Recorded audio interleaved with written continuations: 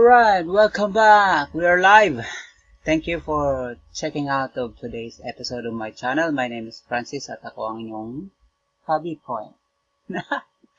Kung nakikita nyo, ang aking Dogecoin ay back to zero ulit, no? Kasi kahapon nag-withdraw ako.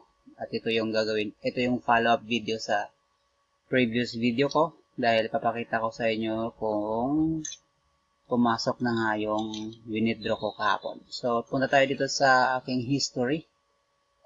Alright. So, according dito, June 10, ayan, nag-withdraw ako ng 200 Doge. Ginawa kong 201 para yung bawas na 1 Doge ay matanggap ko pa rin yung 200. Okay, so June 10. At dito sa aking Dogecoin wallet address, dumating siya ng June 11. Siguro mga 2 in the morning na ito. Kasi dito sa withdrawal ko is 10:24 ko siya withdraw. Right? So, ngayon, andito na siya kay Coinpot. 200 Doge. Okay, so, ito yung Dogecoin wallet address ko kay Coinpot.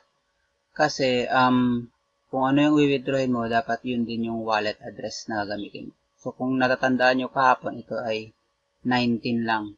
Ngayon, 223 na siya. Kasi, syempre, nag-earn na rin yung yung website kasi may mga referrals to, di ba? Kung nakita nyo kanina, ang dami kong mga 25% commission from, ayan, referral commissions. So, mga maliliit lang yan. Ayan.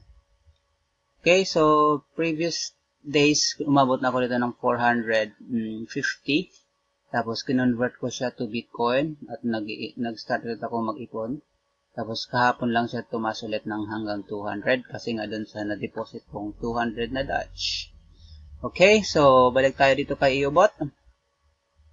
Ayan, ito yung history ko, no? So, sa ngayon, 0 ulit yung Dogecoin ko. So, paano mo siya i-withdraw? Kung napanood mo yung video ko kahapon, madali lang naman. Click mo tong withdraw, tapos fill up mo lang dyan yung or paste mo lang doon sa withdrawal form yung Dogecoin wallet address mo. Okay, so kung gusto mo ng free Bitcoin na site, ito rin ang pinagkukunan ko ng free Bitcoin. Si freebitcoin.bitcoin. Okay, gagawin mo dyan is magro-roll ka lang every hour at may ipon siya. Pag umabot na doon ng 30,000, pwede mo na siyang i-withdraw. Pwede mo rin dalhin kay Eobot. Yan, mapupunta siya dito sa Bitcoin wallet mo. Tapos, pwede mo siyang ipangbili ng cloud mining. Okay, so, halimbawa pala nag-withdraw ka, no? Halimbawa ngayon, nag-withdraw ako ng 200 Doge.